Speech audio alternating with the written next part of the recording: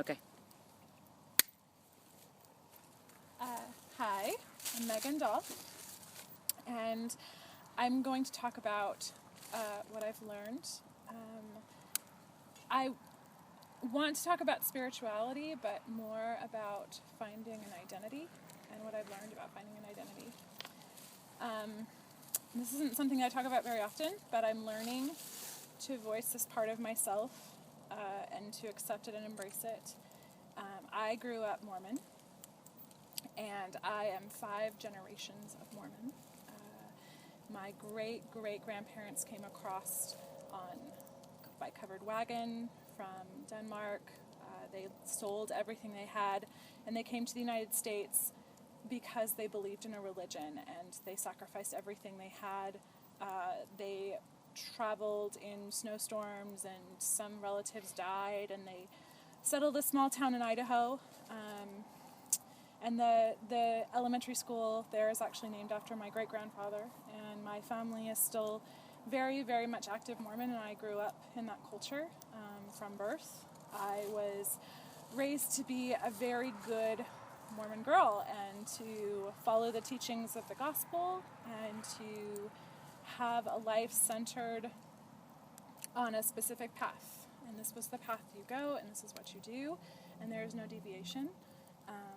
Rules, a belief system. The outside world was foreign and was evil.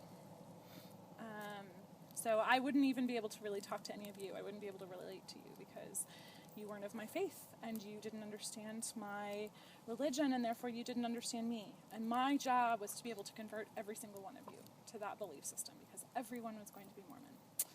And my job was also to be the most perfect Mormon possible. So everything from never drinking coffee to not having 2 earrings pierced in my ear to marrying the right person at the right time in the right place. Those were things that I had to do. And if I did those things correctly, then I would attain eternal life and salvation, and everything would be wonderful and perfect forever.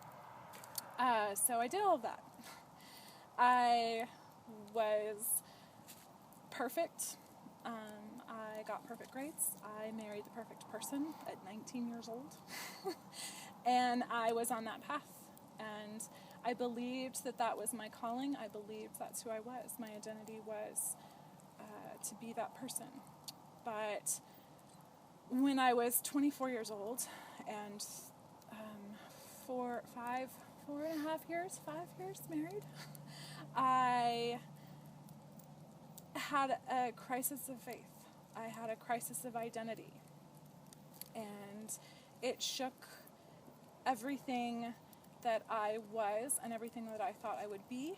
And I have Oprah to blame for it.